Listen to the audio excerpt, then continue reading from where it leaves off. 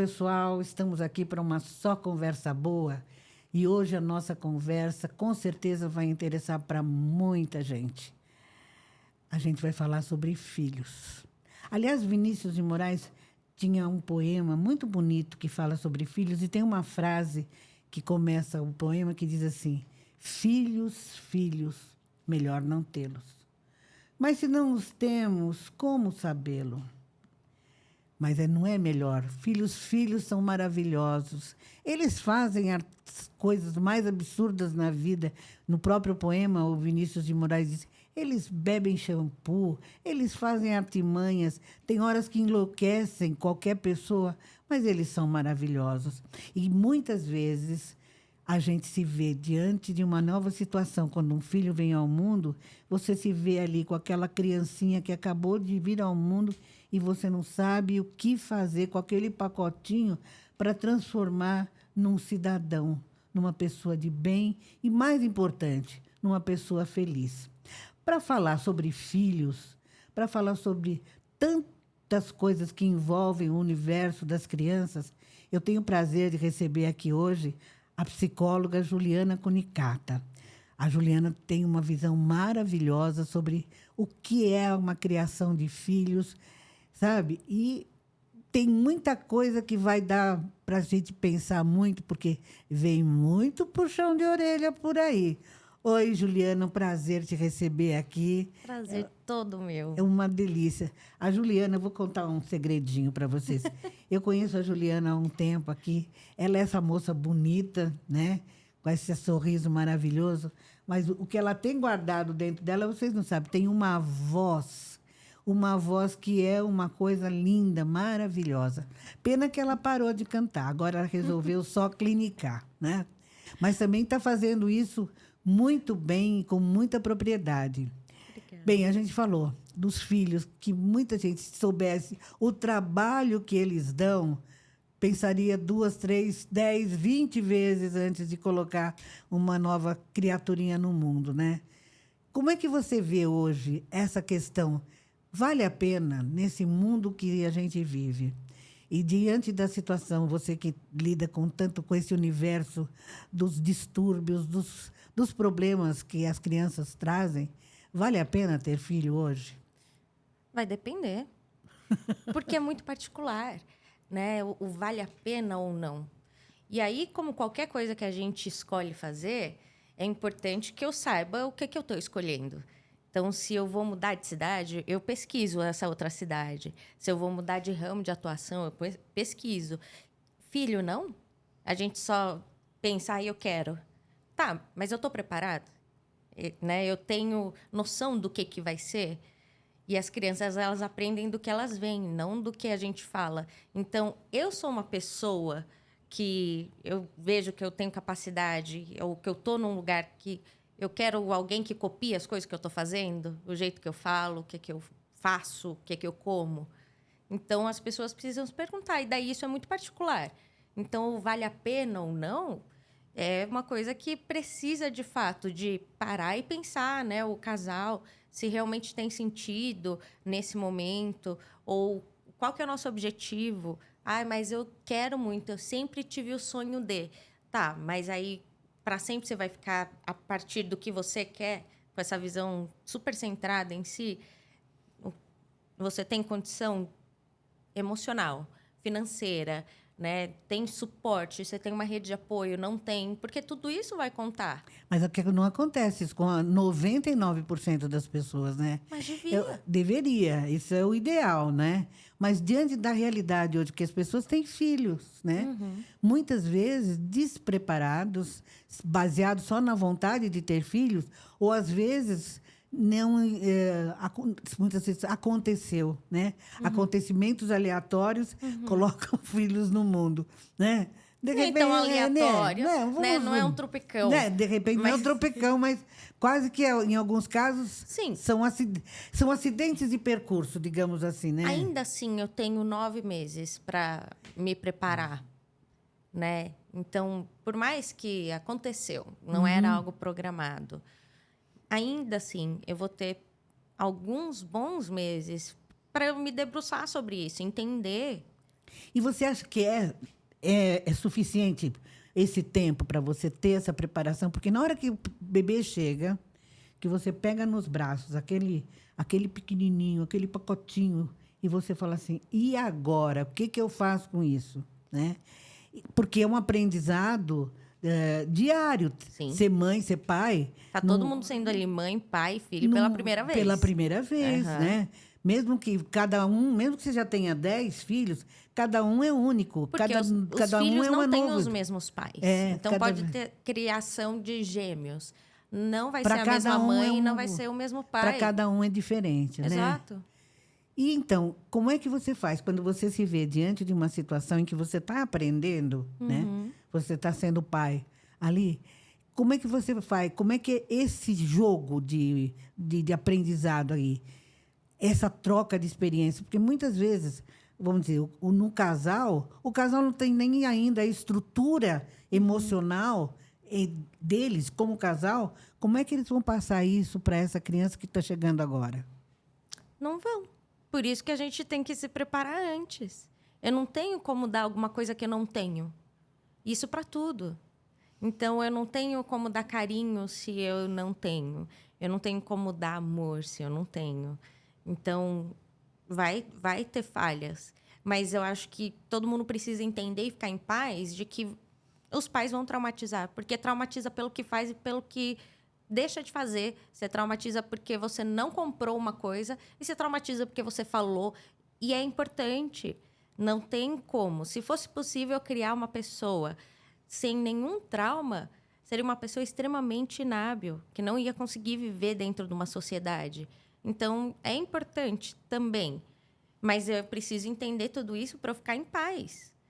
Então, quanto mais a gente se preparar, melhor vai ser. Entender como que funciona o desenvolvimento da criança, entender como eu estou, né? Que momento que eu estou, entender toda a parte da alimentação e como que isso influencia diretamente nas emoções e a maneira que as emoções são colocadas para fora, porque isso é uma coisa para todo mundo, não é só para criança. A criança é só um ser humano pequeno, mas... Quer dizer que o crescimento da criança acontece junto com o dos pais, né? Sim. Porque quando você forma, no mesmo tempo que você está formando um cidadão, você está formando um pai e uma mãe, né? Exato. Estão se formando juntos, né? Mas, como qualquer coisa, a gente faz melhor se a gente tem a intencionalidade, se a gente se dedica, se a gente estuda. Então, se eu não parei para me dedicar a aprender a fazer bolo, eu só vou fazendo porque eu ouvi dizer que vai farinha, vai ovo, vai óleo, tem uns que não vai. Eu vou fazendo, vai sendo acerto e erro. Até a hora de eu pegar e juntar uma receita, que você fala assim, essa receita ficou legal. Eu já fiz 30 bolos. Então, por que uma coisa mais preciosa que eu tenho, que é o filho, eu acho que vai ser no acerto e erro? Por que eu não paro para olhar? Hoje em dia, a gente tem tantos meios, eu não preciso nem ler, eu posso ouvir. E aí, eu tenho várias pessoas que falam coisas muito bacanas, eu não consigo nem ouvir para aquilo que eu falo que é a coisa mais importante da minha vida, porque no acerto e erro a gente vai chegar. Mas, poxa, não vai ser melhor se eu já tenho uma noção? Então, se eu... né, do que eu falei, eu ouvi falar que vai farinha, que vai ovo. Deu para dar uma receita, eu posso não ter feito um bolo e eu vou seguir? Não, necessariamente vai sair um bolo legal na primeira vez. Mas eu já estou no caminho certo. Entende? Juliana, e uma coisa que a gente sempre se fala, né? Por exemplo, no meu tempo, eu não fui criado assim, meu pai e minha mãe não faziam assim. Então, você pega aquele exemplo, né? E você quer passar de uma geração, pulando a sua geração, uma geração anterior à sua, que é a geração dos seus pais, para a geração posterior, que é a geração do seu filho. Isso dá certo? De novo, vai depender. O problema é que, muitas vezes, isso é cheio de dor e de trauma. Ou eu vou bater porque meu pai me batia, eu não morri. Tá, mas aí você gostava, por acaso? Exatamente. Então, você não lembra do sentimento que você tinha. E aí, tem coisas que são coisas simples. Se a gente entender que a criança é uma pessoa, então, porque parece que é um setor diferente, né? Uma pessoa e criança são coisas diferentes. Não, a criança é uma pessoa. Então, se eu vou na sua casa, aí sem querer eu derrubo um copo e ele quebra e vai o líquido para todo lugar. Você grita comigo? Você fala, ai, nossa, calma, deixa eu pegar aqui. Aí, quando é criança, eu grito? Por quê? Né? Exato. Por que eu setorizo, né? Criança eu não trato como uma pessoa. Eu trato como se fosse outra coisa. Coisas que não são aceitáveis eu fazer com pessoas, é aceitável fazer com criança. E aí, eu quero que essa criança respeite os outros. Mas que noção de respeito eu estou dando? Eu estou ensinando respeito ou obediência por imposição? Porque eu sou mais velho, ou qualquer mais velho, que tudo bem, e pode ter zero compromisso com a lógica. Aí eu reclamo. Então, eu só preciso entender. É mais simples. É mais simples. O que eu não faria com uma pessoa e que não é aceitável, não é aceitável fazer com a criança. A criança é uma pessoa pequena. Geralmente porque eles acham que a criança não tem métodos, não tem meios de se revoltar. Tem que, como criança, aceitar tudo que vem, não é? O adulto não faz isso. Pois você vê o tempo inteiro adultos... Mas se uma criança faz isso, ela é rebelde, Exato. ela é mal educada. E outra, eu só deixo a criança existir através da minha idealização. Então, se eu acho que não tem por que você ficar triste, você engole seu choro. Mas que cabimento que tem isso? Eu não deixo a criança exibir nenhum tipo de emoção que me incomode ou que eu acredito que não seja válida. Então, ela não pode ser uma pessoa por ela, ter uma existência. A existência dela tem que passar pela minha validação. Aí, depois, eu vou reclamar que é uma criança insegura. Aí, depois, mais para frente, eu vou reclamar que é uma criança que é Maria vai com as outras. Aí, depois, eu falo, mas não tem poder de fala. Você tem que chegar no seu trabalho, filho, e falar. Eu preparei como para que isso fosse algo possível? Não tem nem sentido. Juliana, numa dessas eu estou pensando aqui. Tudo é culpa dos pais, então? A criança ela é sintoma do pai. Não necessariamente que tudo é culpa. Porque culpa dá uma assim, sensação de algo ruim. Responsabilidade do pai que não preparou direito. Mas sim, a grande parte é responsabilidade. Mas a criança, quando ela vem, e pode ser bebezinho, é curioso. Ela vem, na hora que faz o download da criança, já vem com personalidade. Porque não sabe falar, mas a gente já sabe. Essa aqui é mais assim, aquela ali é mais assado. E não é algo aprendido, porque não teve ainda tempo bastante de aprender. Claro que então, ela vem com... tem coisa que na hora que faz o download, já vem junto com uma personalidade. E isso vai ter influência em todo o resto. Mas, se eu como pai, como mãe, eu não tenho clareza dos meus sentimentos, se eu não consigo me regular... Por que é que eu fico cobrando da criança? Porque a criança vai lá e ela grita. Eu grito em cima. E eu falo para ela, não pode gritar. Mas ela só vê eu resolvendo as coisas eu gritando. Fica difícil, não é? Aí não tem lógica, porque fica muito complicado para a criança. Ela não tem nenhum modelo. E a criança, ela aprende do que ela vê e não do que a gente fala. Então, se eu falar para ela, coma legumes, e ela nunca vê eu comendo, ela não vai comer. Essa questão da alimentação é interessante você tocar, que é um problema muito sério que os pais enfrentam, né? Que é a alimentação das crianças. Até um ano, 2 anos, a criança come aquilo que lhes dão, né? Quer dizer, faz a papinha, dá lá para a criança com tudo que tem. De repente, a criança começa a ter vontades. E ela, de repente, não come mais nada. Nesse momento, qual é a orientação que se tem para dar, para fazer a criança aprender a gostar dos alimentos e aqui a medida a gente deve inserir esse ou aquele alimento para que a criança comece a adaptar, a comer de tudo, porque esse é o grande problema de hoje em dia, né? Então, aí eu tenho que ter bom senso. Tem alimentos que todo mundo tem, né? Que fala, isso aqui eu não como, eu não gosto, de jeito nenhum. Aí tem uns outros que a gente fala, não, isso aqui eu gosto, mas eu não gosto de qualquer jeito, eu gosto desse jeito específico. E a gente precisa ter o bom senso e o tato para entender isso dos filhos. Então, vai ter alimento que você vê que tem uma aversão completa e absoluta. Então, eu não vou ficar forçando esse alimento. Mas, se eu vou na sua casa e você fala, olha, vamos almoçar. Eu falo para você o que vai ter no almoço? Eu falo só, mas aí tem... Eu queria outra coisa no almoço. Eu falo isso? Tem cabimento? Não. Você que, né, vai fazer. Então, eu vou comer o que tiver ali. Tem coisas que eu vou gostar mais, outras menos. Mas eu não vou ficar ditando para quem vai, né, me ofertar o alimento o que eu quero, o que eu não quero. A criança também não tem que ter esse espaço. Quer dizer, hoje em dia se fala muito assim, em vez de oferecer as coisas, você pergunta para a criança o que ela quer comer, né? Exato. E isso é um erro muito grande que se faz. Sim, porque se tudo eu quero saber o que a criança acha, eu estou ensinando que a gente tem que treinar para que ela consiga ser um ser humano bem-sucedido. E aí eu estou ensinando que o tempo inteiro o que a opinião, né, a opinião que ela tem é extremamente importante e vai ditar como é que as coisas vão ser.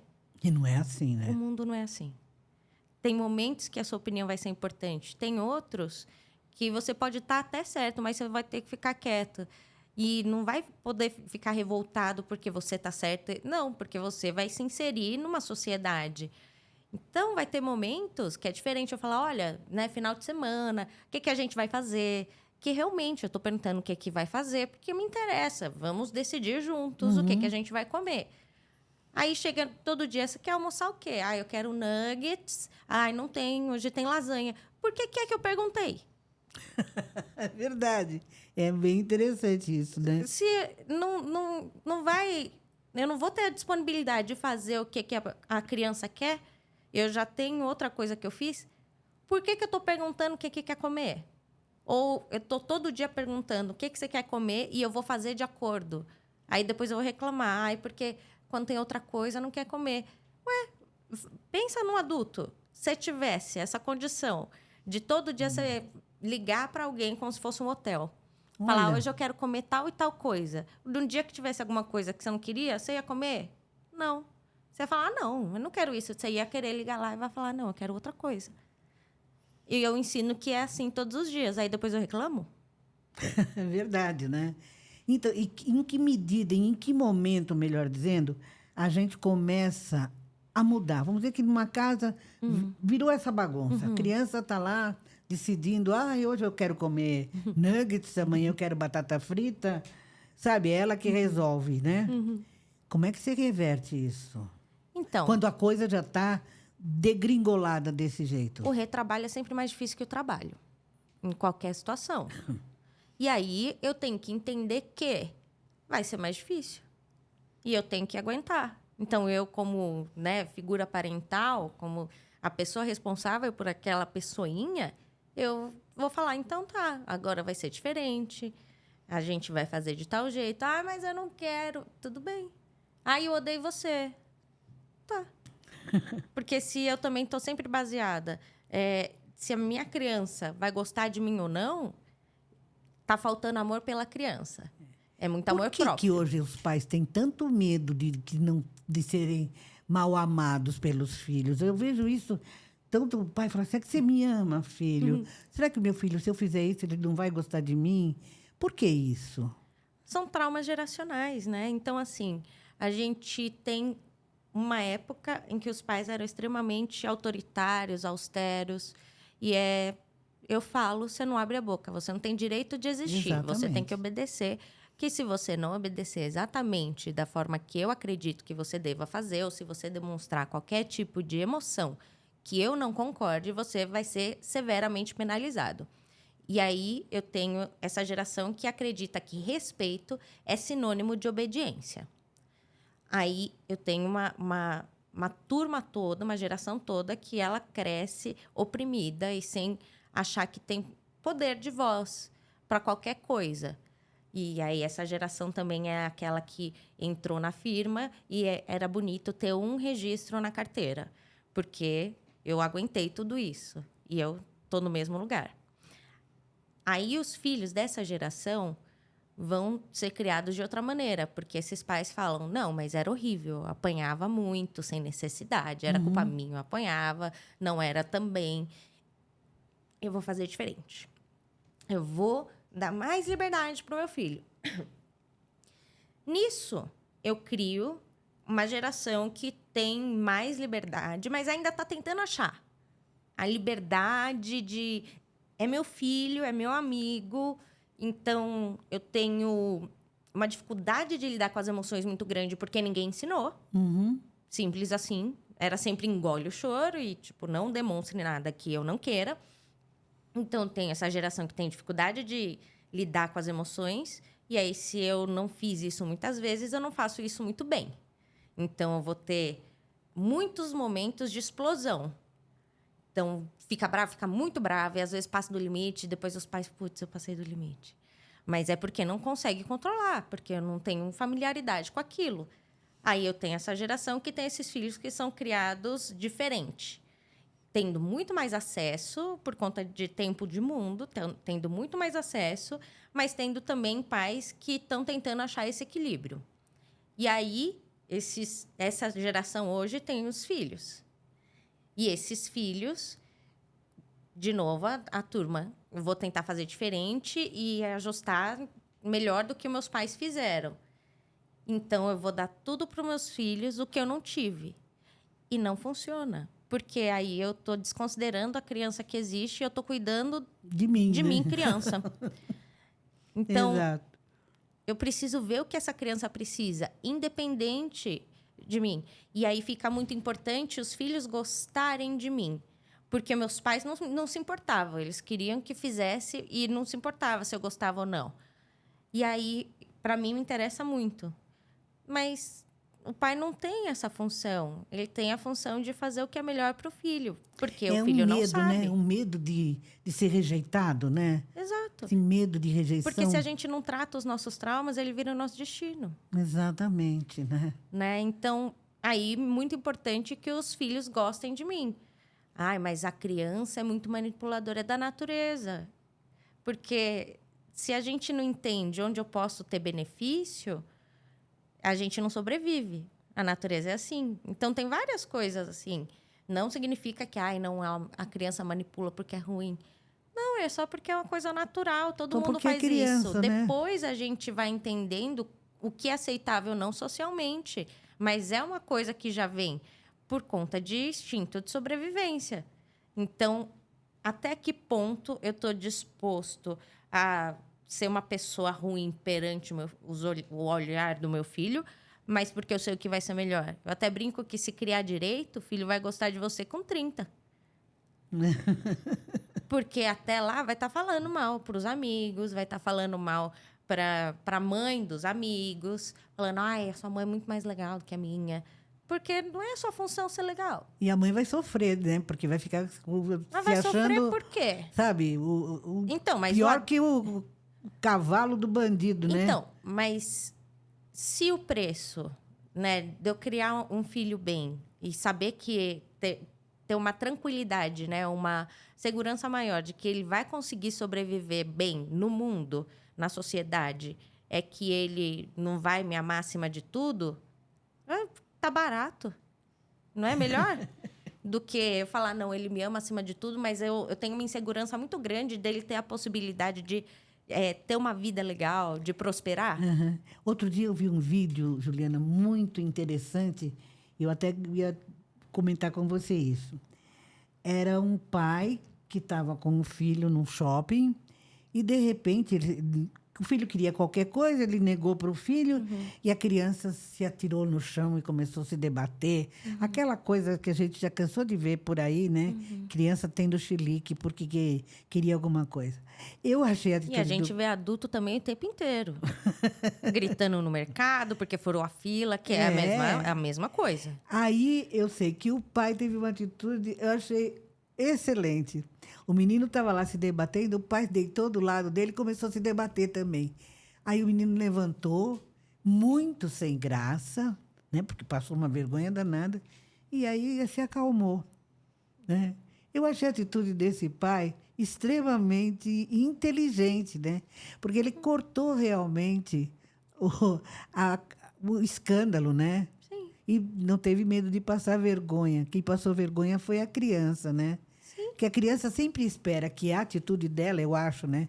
Fica não quer... Destoe tanto que obrigue o pai a fazer o que quer. Não, então ele não vai querer que o pai passe vergonha. Então o pai segura logo a criança e resolve, compra o que quiser lá. Mas aí tá vendo como é muito do que o adulto passa? Uhum. Então, se eu eu como pai, como mãe, eu deixo claro que o que os outros pensam é extremamente importante, a ponto de eu passar por cima de uma ordem que eu já tinha falado. Então, se eu falar assim, não, é um doce só, pegou 3, e aí ele sabe que eu me importo tanto com o que os outros acham, que ele vai fazer o escândalo, eu vou levar os 3. Que mensagem que eu tô dando também, né? Então, é isso. E aí, para isso, eu preciso ter muito certo, né? Ou o mais certo possível de quem eu sou. De quem eu sou, o que eu quero, o que tem sentido, o que não tem. Porque qualquer relação que é muito próxima, então, sempre as familiares, elas vão apertar todos os nossos botões. E filho também. Então, se eu não tenho certo isso... Como é que a gente sabe, né? É melhor, é aquilo que eu estava falando. Se a gente não sabe, não tem os filhos, não sabe. No fim é muito bom, mas é um processo de aprendizado que não termina nunca, né? Não é só depois que o seu filho cresce, vira adulto, se forma, casa e tem filhos, o seu aprendizado continua. Não, né? porque é perpétuo. Enquanto você está vivo, você vai ter condição de pai ou de mãe. Agora, eu vou falar, eu sou avó, né? Eu vou falar com as avós. Tem um monte de gente que está nos assistindo que é também avó. Avó e avô. Então, a gente fala assim, aos pais, cabe educar. Aos avós, a gente deixa fazer tudo que não pode, né? Tudo que os pais proíbem, os avós, eles permitem, né? Aí vira uma confusão. Qual que é o papel do avô e da avó nessa história toda de criação de crianças? Então, vai depender do quanto que você ama a criança. E o que seria amar nesse caso? Amar Deixar não é que a gente criança... fazer o que é melhor para a criança ou é fazer o que... Entende? Amar é por limite. Não existe amor sem limite. Se você casa com alguém e tudo que você fala, por mais que não tenha cabimento nenhum, a pessoa pergunta, né? O único critério é, você vai ficar feliz? E a resposta for sim, você pode fazer? Você fala, essa pessoa não me ama. E aí, a mesma coisa. Então, sim, vai ter um papel diferente dos pais. Normalmente tem uma permissividade maior. Mas até que ponto você vai permitir para bagunçar a educação aquela criança que você Mas diz a criança, que ama? nesse caso, vai ficar completamente confusa, né? Exato. E aí, até chegar num ponto que vai prejudicar de alguma maneira. E aí, isso é bom para quem? E se você, de fato, ama essa criança mais que tudo, por que você está fazendo algo que vai ser mais difícil? Ah, não, porque na hora tá feliz. Tá. E aí, quem que é o adulto da relação? É difícil. Né? Então, o conflito de gerações é uma coisa que existe, né? E vai existir para E sempre. sempre vai acontecer, né? Porque por mais que você queira fazer as coisas para agradar o outro que você ama, você, na medida que você está agradando um, você pode estar desagradando o outro, não é? Isso faz Sim. parte Sim. do jogo da vida, né? Então, quer dizer, é impossível você estabelecer uma harmonia familiar quando existem determinados comportamentos diferentes. Os pais querem de uma maneira, os avós Mas os meio filhos que são de quem? saem. Quem? O filho é de quem? É. Dos pais. E aí os avós cabem respeitar. Entender os limites que os pais colocam. Olha aí, olha, a gente fica meio assim, né? Todos os avós são meio, vamos dizer, contraventores nessa era. Porque os avós já tiveram a chance de criar os filhos. E daí, por que você está dificultando a chance de seus filhos de criar de acordo com o que eles acham que vai ser melhor? É verdade. Ela tem razão. A gente precisa mudar um pouquinho. Os avós têm que ser um pouquinho mais...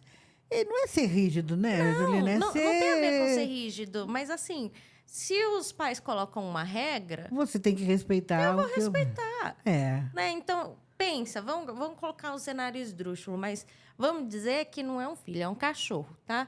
E aí, seus filhos vão viajar e deixam o cachorro deles com você. E aí ele fala assim, olha, meu cachorro come ração. Ele não come comida. A gente, sem pensar duas vezes, vai dar ração. Porque ele vai deixar a ração, isso aqui é a ração que ele já come, desse tantinho, a gente vai fazer isso. Porque fala, não, ele não está acostumado a comer comida, não sei se vai passar mal. Agora, quando é criança, daí cabe, eu posso fazer o que eu quiser. Aí eu desrespeito o que é que os donos ali, né, os pais estão falando, eu desrespeito e está tudo bem. Mas não, eles têm um propósito, que eles também estão fazendo de acordo com as experiências que eles tiveram com os pais deles, do que eles acreditam que vai ser melhor. E aí, eu vou passar por cima disso? E aí eu tenho que entender os limites, né? Para ficar legal. Falando em limites, e a gente sabe que esse é um problema atual, que é a questão do celular, né? Não só de crianças pequenas até os adolescentes vivem esse mundo da tecnologia, esse mundo virtual, de uma maneira muito intensa, né? E tanto que nas escolas, muitos já estão proibidos os celulares. E a criança, desde pequenininha, ela já entra nesse mundo virtual. Como é que isso, para os pais, eu acredito que esteja sendo, nesse momento, uma questão muito difícil de resolver. O que você aconselha? Como é que a gente faz para pôr limites nas telas, né? Então, vamos lá. Até os 4 anos, ter acesso a telas é muito prejudicial. Porque é um momento tão... Diferente dos outros animais, né? Que já nasce pronto. A girafa, ela despenca de 2 metros e ela sai andando. Né? A gente não. A gente não nasce pronto. A gente nasce e vai terminando de ficar pronto enquanto está aqui fora. Porque se a gente fosse nascer pronto, a gente não ia conseguir nascer porque não tem espaço para passar. Então, a gente nasce e vai terminando de ficar pronto aqui fora. Então, eu tenho várias coisas que ainda estão se formando. Até os 4 anos, eu tenho acesso a telas, eu vou não tirar, mas eu vou prejudicar o processo que é necessário fazer, que é de construção das coisas. Porque na tela eu tenho tudo pronto.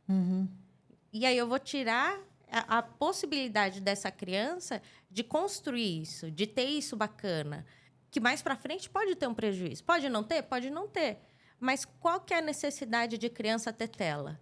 Ai, porque daí ela fica quieta. Tá, mas não é a necessidade da criança, é a necessidade do pai. Ai, como é que eu faço para tirar a tela? Como qualquer coisa, você não fala assim, só pare de fazer isso. Você dá outra opção. Uma opção que seja viável, que seja bacana. Ai, não, mas meu filho só gosta de ficar na tela. Ele faz esportes? Ele está tendo interações? Não, ele gosta de ficar no quarto, no computador. Mas quem comprou o computador? A criança? Não. Ai, mas eu falo para fazer, não quer.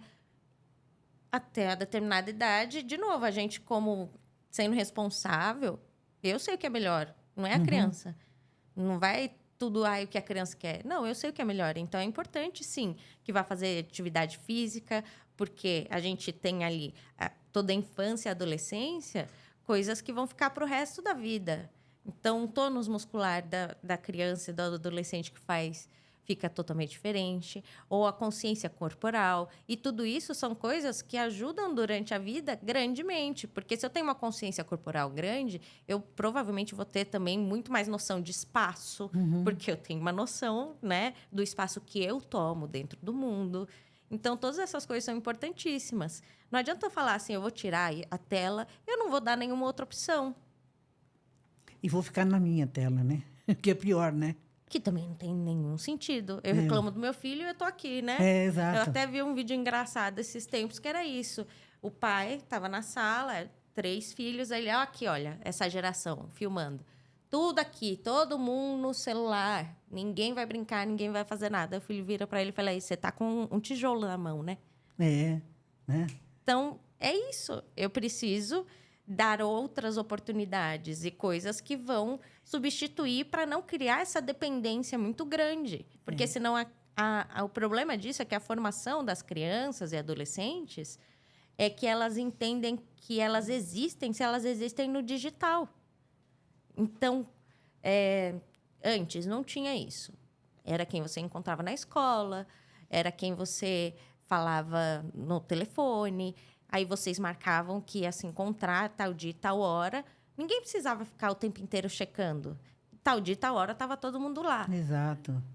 A noção de existência, ela não se baseava se os outros estavam olhando eu existia ou não. Ela se permanecia, né? E aí, com o advento da internet, e eu deixar isso acontecer, né, com as crianças, eu crio uma noção de existência, contanto que ela exista na internet. E aí, depois eu reclamo se eu dou, né, algum tipo de punição e eu tiro o celular, que a criança está muito triste. Porque ela não sabe... Ela deixou de existir, então. Ela não sabe se ela ficar Exato. um mês fora da rede social, se as pessoas vão lembrar dela. Que loucura isso, não?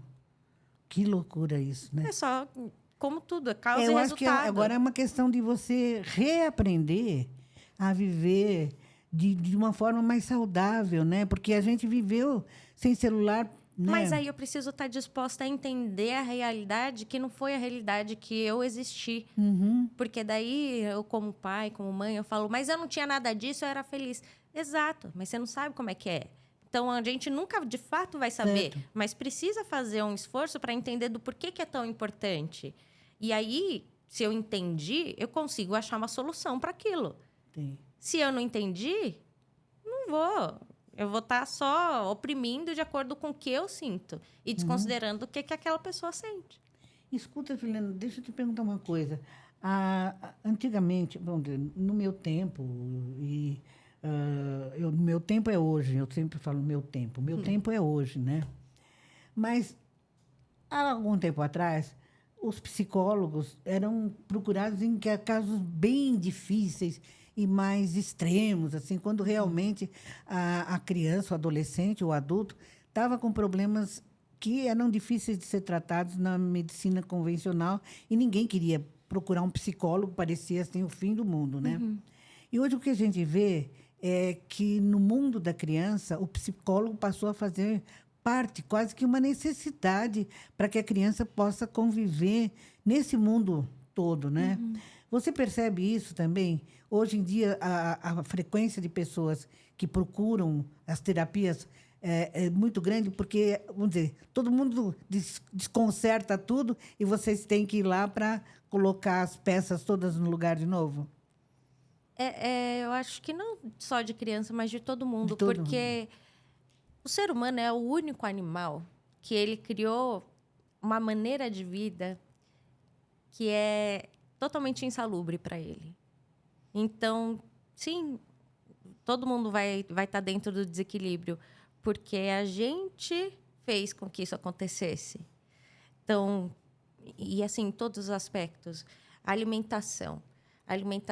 A partir, né, da revolução ali industrial, que a gente começou a ter muitos enlatados e coisas muito processadas, eu vou ter também uma baixa muito maior na absorção de nutrientes e vitaminas. Aí, antes, todo mundo comia o que tinha ali, o que o vizinho tinha. Hoje em dia, você vai no mercado e as coisas que estão lá, elas cresceram num tempo muito mais rápido do que era e ficam maiores e as coisas são muito mais ocas. Então, eu também já vou ter. E eu tenho um solo mais deficiente, porque eu vou pegar um negócio gigantesco, vai ser tudo milho. Aí depois vai ser tudo... Então, eu também estou desconsiderando, porque o que me interessa é só se está crescendo, não necessariamente se tem. Então, eu já vou tendo toda ali uma... Porque as emoções são só um resultado da nossa fisiologia. Então, eu vou tendo toda ali uma descompensação. Aí, fora isso, e São Paulo, principalmente, tem uma cultura da exaustão que é muito normalizada. É bonito ter hora extra, é bonito todo mundo sair do trabalho super tarde, é uma coisa louvável, né? Você não pode fazer só o seu horário de trabalho. Então, eu tenho um objetivo que todo mundo está buscando, que é passar dos limites. E aí eu vou ter essa descompensação. Então, eu também chegar no final de semana, eu não consigo fazer um negócio tranquilo. Eu vou e, né, passo 24 horas, de um bar para o outro. Por quê? A falta de equilíbrio é geral num ser humano, não é de uma coisa só. Então, o ser humano ele criou um ambiente extremamente insalubre para ele. A gente tem pouco contato com a natureza, a gente come poucas coisas que são legais, a gente não tem tempo para nada e tudo é sempre correndo e é desejável isso, porque é uma pessoa que é tranquila, você fala, essa pessoa... E tudo isso acaba desaguando no desequilíbrio mental, né, da estrutura mental de uma pessoa. Porque isso é só o resultado do desequilíbrio físico. Uhum. E aí eu tenho um ambiente inteiro que me desequilibra fisicamente em todos os aspectos. Eu durmo pouco, eu como mal, eu não faço exercício, eu não tenho contato com a terra, com a natureza. Então, sim, vai ter desequilíbrio como consequência. E você acha que, por exemplo, as terapias, de um modo geral, elas fazem com que a pessoa volte para buscar esse equilíbrio e conseguem? Ah, sim, Né? com certeza. Porque é o momento que você vai precisar entender como você funciona. É o tal do conhece-te a ti mesmo. Se você, Exato. a hora que você se conhece, você começa a se consertar. E aí você vai ter oportunidade. Então, eu falo que aceitar não tem a ver com gostar. Tem a ver só com entender o que existe além da minha idealização. Então, sei lá, peso. Eu posso aceitar que eu tô nesse peso, mas eu posso não gostar. E tá tudo bem. E aí, na terapia, a gente faz isso. A gente, de maneira conjunta, né? Eu falo, o psicólogo é como se fosse da equipe técnica da pessoa. Então, a gente vai lá e vê, tá, como que você funciona? Quais são as coisas, né? E daí, da abordagem que eu trabalho, que é a cognitiva comportamental, a gente vai de maneira muito prática.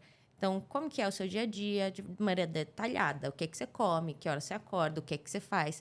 Porque se eu não entender como que está fisiologicamente, eu não tenho como saber se você tem condições de estar sentindo qualquer coisa do jeito que você está sentindo. Entendi. Então, aí a gente vai ajustando.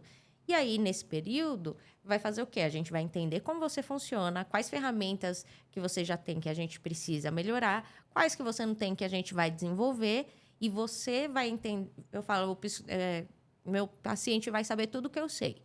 Porque a intenção não é que ele fique eternamente dependente de mim, é que ele entenda como ele funciona, quais as coisas que ele pode fazer, independente do que ele quer ou não. A gente tem que aceitar o mundo como ele é. Exato. E aí, a partir disso, fica mais fácil dele conseguir manejar qualquer coisa. Em média, uma terapia comportamental, assim, dura quanto tempo? Vai depender da resposta do paciente. Mas uma média dos meus pacientes, eles ficam comigo uns 2 anos e meio. Que é a média de tratamento. O que meus pacientes acabam ficando comigo. Uhum. Porque você fala assim, tem gente que fala assim, eu trato, tem 50 anos e faz terapia desde os 10. Mas é que vai depender da abordagem. E Vai sempre. depender... Então, assim, da psicanálise, por exemplo. A psicanálise, dependendo também, que dentro da psicanálise, né, tem também várias ramificações, mas que não vai ter fim. Então, é uma junção. E aí é muito que depende de cada pessoa. Então, eu falo que para achar o psicólogo, para funcionar, não é o currículo que você tem que ver. Você tem que ver se vai com a cara. Porque se de cara, depois de 5 minutos, você já conversou com a pessoa, você já sabe se vai com a cara da pessoa ou não. Se o santo bateu ou não, né? Que a gente chama. Se o santo não bateu, não tem a possibilidade de uma vez por semana você ficar 50 minutos falando de coisas que doem e tem que considerar do que aquela pessoa que o santo não bateu está falando. Exatamente. Não vai adiantar. Então, é uma porção de coisas. Muitas vezes a gente vai no psicólogo, não senti firmeza, o santo não bateu. Você vai em outro, você vai em outro. Até encontrar até um você que achar um que vai. realmente... Porque daí o processo vai funcionar. Senão, não vai funcionar. Então, é uma porção de coisas da abordagem que a pessoa trabalha, se eu sinto que o santo bateu ou não, se me passa confiança. E pode ser que, num momento, aquela pessoa funcione, o santo bateu, e para um outro momento, não. Porque eu acho que vai ser difícil, são variáveis. Eu acho que vai ser difícil um santo não bater com o seu. Porque é maravilhoso. Um papo delicioso aqui com a Juliana. Juliana, e como é que a gente faz? As pessoas fazem para te encontrar? Você tem consultório aqui? Você tem alguma clínica? Como é que é o seu trabalho? Sim, eu tenho uma clínica em Atibaia, né? E aí pode procurar no Instagram, né?